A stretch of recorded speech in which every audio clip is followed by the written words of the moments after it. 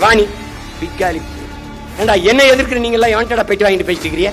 டேய் எவன்டா காசு வாங்கிட்டு பேசிக்க? பைத்தியக்காரப்படா கேட்கிற கேள்விக்கு பதில் சொல்றாரு. செத்து போன குடும்பத்தெல்லாம் பணம் இருக்குவா, அப்ப தேர்தல எல்லாம் ஓட்டு பெட்டி இங்க வை இங்க வந்து போடுன்னு சொல்லியா?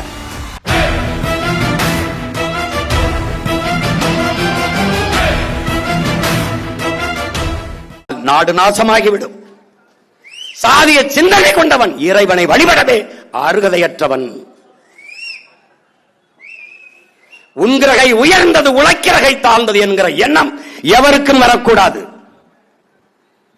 இறைவனுக்கு முன்னே இரு கரமும் குவித்துத்தான் வணங்குகிறோம். பிறப்பிலே எல்லோரும் சமம் என்கிற எண்ணம் எல்லோருக்கும் வர வேண்டும் என்ற எண்ணம் கொண்டவர் இந்த நிலமுழக்கு எடுத்து பேசிய மகான் நம்முடைய தாத்தா தெய்வ திருமகன் அவர்கள். இல்லை என்றால் வைத்தியநாதையர் அவர்கள் மீனாட்சி அம்மன் கோயிலுக்குள்ளே பெரிதும் அவர் நேசித்து வழங்கக்கூடிய தெய்வத்தின் கோயிலுக்குள்ளே தாழ்த்தப்பட்ட ஒடுக்கப்பட்ட பிற்படுத்தப்பட்ட மக்கள் கோயிலுக்குள் நுழையக்கூடாது என்ற இறுக்கம் இருந்ததை தகர்த்தி இந்த திராவிடர்கள் சொல்வது போல பார்ப்பான். வைத்தியநாதையர் கோயிலுக்குள் நுழைய நீ வா என்று அழைத்துக் கொண்டு போகும்போது எதிர்ப்பு வருகிறது. இந்த தமிழர் நிலத்திலே ஒரே ஒரு மகன் ஐயரே நீங்கள் அவர்களை அழைத்துக் கொண்டு கோயிலுக்குள் செல்லுங்கள், எவர் எதிர்க்கிறார் என்று நான் பார்க்கிறேன், உங்கள் உடன் நான் வருகிறேன் என்று உறக்க முழங்கியவன் நம்முடைய தாத்தன் தெய்வ திருமகன் தான். மதுரை வீதிகளிலே கடை தெருக்களிலே தன்னுடைய தோழர்களை நண்பர்களை அழைத்துக் கொண்டு கோயிலுக்குள் வைத்தியநாதையர் கூட்டிக்கிட்டு போவதை எதிர்க்க எவரும் கூடாது என்று வீதி வீதியாக சென்று துண்டறிக்க கொடுத்தவரும் அவர்தான்.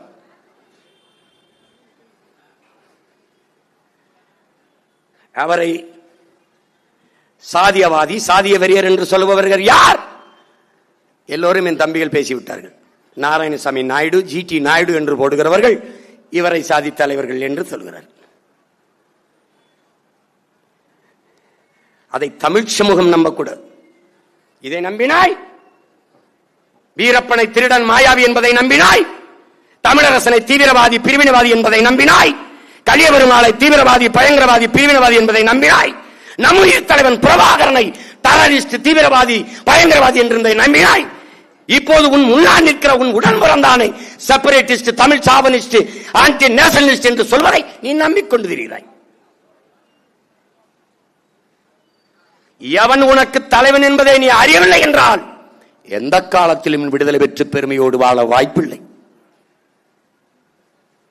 அவர் இல்லை, ஆனால் அவன் சுமந்து நின்ற கனவு நம் கைகளில் நம் தோள்களில் என்பதை தமிழிலம் தலைமுறையினர் மறந்துவிடக்கூடாது.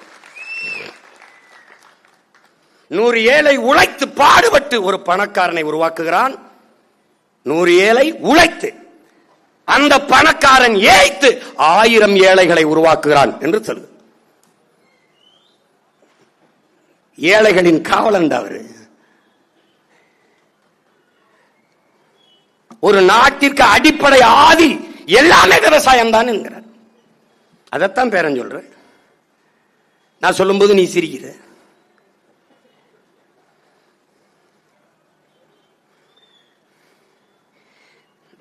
வீரமற்ற அகிம்சை என்பது கபட நாடகம் என்கிறார். எப்படி சொல்றாரு பாருங்க. வீரமற்ற அகிம்சை என்பது ஒரு கபட நாடகம் என்கிறார். அதனாலதான் யார் பின்னாடி போய் நிற்கிறார்? சுபாஷ் பின்னாடி. அவன் யாரு? என் அன்பான மக்களே, கொஞ்சம் ரத்தம் தாருங்கள், நான் நிறைய சுதந்திரம் தருகிறேன் என்ற முழக்கத்தை முன்வைத்த வீரன் சுபாஷ். மாசத்தும் சொல்கிறானே, நீ என்ன ஆயுதம் எடுக்க வேண்டும் என்பதை எப்போதும் எதிரிதான் தீர்மானிக்கிறான் என்று. அப்படி வெள்ளைக்காரனுக்கு அவன் மொழியிலேயே பதில் சொல்ல வேண்டும் என்று ஆயுதத்தை எடுத்தவன் சுபாஷ். அவன் ஒரு கோட்பாட்டை கொண்டான். என் தாத்தன் வீரமற்ற அகிம்சை கபட நாடகம். மாவீரன் சுபாஷ் சந்திர போஸ் அதே கோட்பாட்டை கொண்டிருந்தான். எங்கள் உயிர் தலைவன் இந்த தலைவர்களின் வழியில் ஒரு கோட்பாட்டை உருவாக்கினான். அது வன்முறைக்கு எதிரான அகிம்சை என்பது கோழைத்தனம். அதான் தாத்தா அப்படி சொல்றாங்க. வீரமற்ற அகிம்சை கபட நாடகம் தலைவன், அதை கோழைத்தனம். கருத்து ஒண்ணுதான், வார்த்தை வேற. அப்ப என்ன சொல்றாங்க? 3 பேரும் ஒரே நேர்கோட்டில் எங்க இருக்கிறாங்க? எங்க இருக்கிறாங்க? வன்முறைக்கு எதிரான அகிம்சை, கோழைத்தனம், வன்முறைக்கு எதிரான வன்முறையும் அகிம்சை தான். இந்த கொள்கையில நேதாஜி, நம் தாத்தா, நம்முடைய தலைவன் பிரபாகர் 3 பேரும் ஒரே நேர்கோட்டில் நிற்கிறாங்க. மாசத்துக்கு சொல்றான்ல, அதான் சொல்றான். உன் எதிரிக்கு அவனுக்கு எந்த மொழியில் புரியுமோ அந்த மொழியில் பதில் சொல்லு. அந்த மொழியில் சொல்ல விளைந்தவன் வீர மறவன் சுபாஷ் சந்திர போஸ், அவனுக்கு துணை நின்றவன் என் தாத்தன் மறவன் முத்துராமலிங்க தேவர். அந்த மொழியிலேயே சிங்களனுக்கு பதில் சொன்னவன் எங்கள் உயிர் தலைவன் வீர மறவன் பிரபாகர்.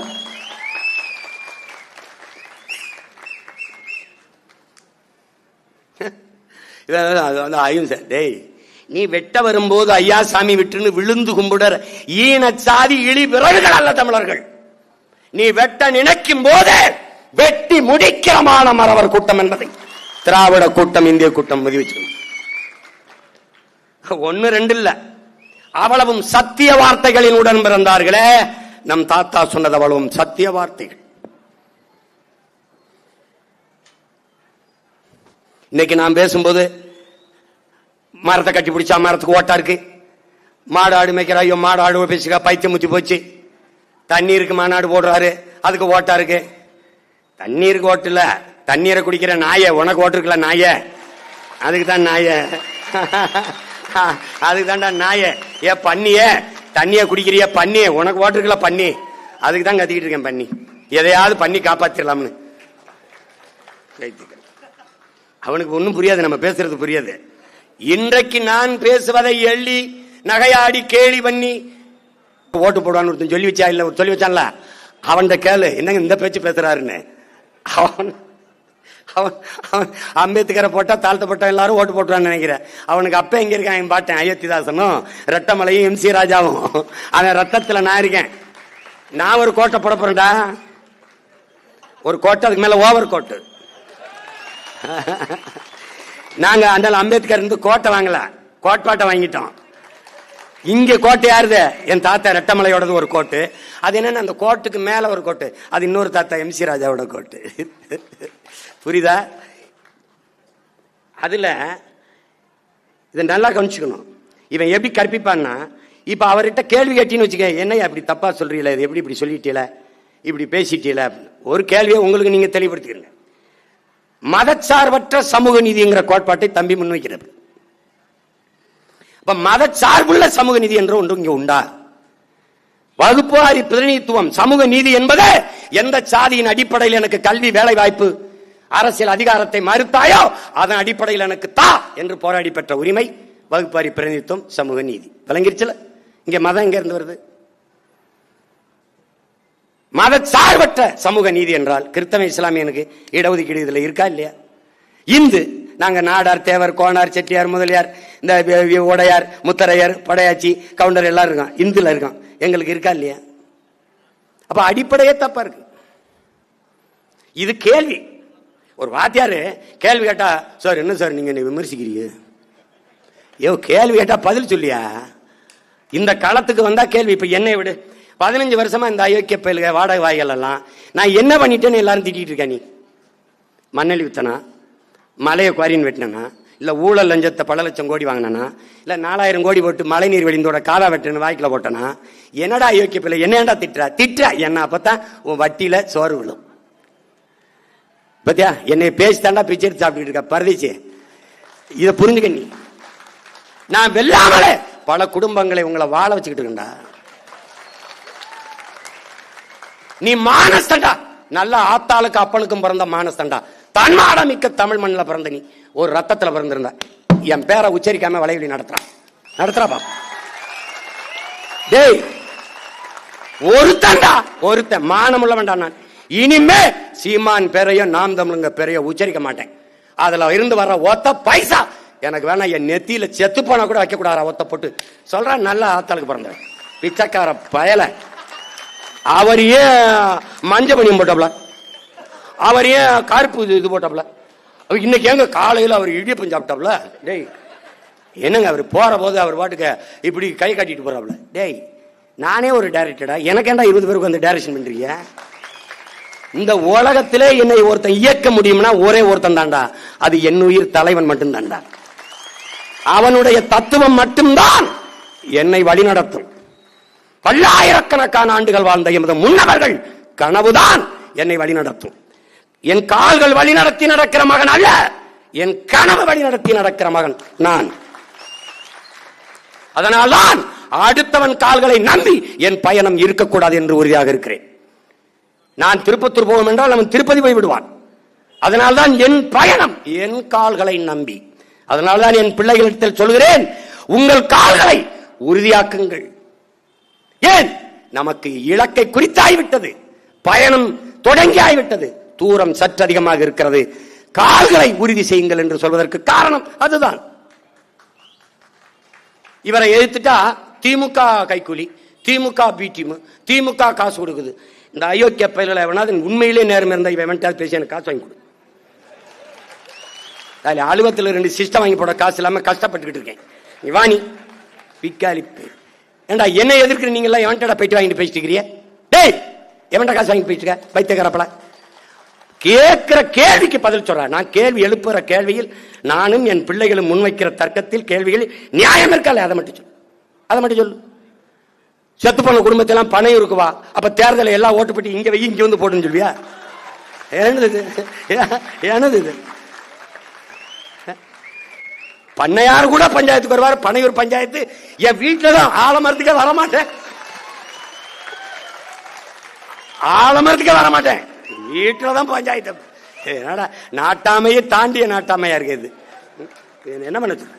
இப்ப இங்க வா, இங்க வாடா, தாத்தா எனக்கு சொன்னதுக்கு வாடா. பாரு, கருணையற்ற ஆட்சி கடிக ஒழிக, கருணை இல்லாத ஆட்சி கடிக ஒழிக. நேர்மறையாக சிந்தித்த வள்ளலார் மகானும் தெய்வ திருமகனும் இந்த இடத்தில் சொல்றத பாரு, கடிகை ஒழிக என்று. அது அந்த கெடு சொன்னது இந்த ஒரு இடத்துல தான்டா. கருணையற்ற ஆட்சி கடிகை ஒழிக, விரைந்த அழிகிறார். இந்த ஆட்சியை தாண்டா, இந்த திராவிட திருவாள ஆட்சியை தான். கொஞ்ச நேரம் இரு, முக்கியமான செய்தி இருக்கு. வழக்கு போட்டா என் மேலதான் போடுவான், நீ போயிடாத இரு. என் மேல போடுவான், எங்க அண்ணன் மேல போடுவான். என் கூட்டத்தை நீ தானே ஏற்பாடு பண்ணேன்னு. டேய், வழக்கு இல்லைனால் விடியாது கிழக்கு. 200க்கு மேல போயிட்டா ஒரு 300 அடிச்சிரும்டா. தேர்தலுக்கு முன்னாடி 300 அடிச்சிரும்டா. 250 இருக்குமா? 250 இன்னொரு 50 போட்டு இறங்கிறேன்டா. 300 என்ன ஒரே நின்று நான் ஸ்டாப்ல அடிக்கிறாப்லையா? அப்படி இங்க பாரு, இங்க பாரு என்ன சொல்றாரு பாரு. அருள் நிறைந்த சன்மார்க்கர் ஆள்க, கருணையில்லா ஆட்சி கடிகை ஒழிக, அருள் நிறைந்த சன்மார்க்கர் ஆள்க. இதை நல்லா கவனிச்சுக்கணும் என் உடன் பிறந்தார்களே. நம் தாத்தனுடைய சத்திய வார்த்தைகளை உள்ள வாங்கிக்கணும். தெருள் நிறைந்த நல்லோர் நினைத்த அருள் பெறுக, நினைத்த நலம் பெறுக. தெருள் நிறைந்த நல்லோர் நினைத்த நலம் பெறுக, எல்லோரும் இன்புற்று வாழ்க இசைந்து பாடிய மகான் வள்ளலார் பெருமகனார். இதிலே நம்முடைய தாத்தா பார் அருளி செல்கிறார். அருள் திரு வள்ளலார் என்ன சொல்றார்? விரைவிலே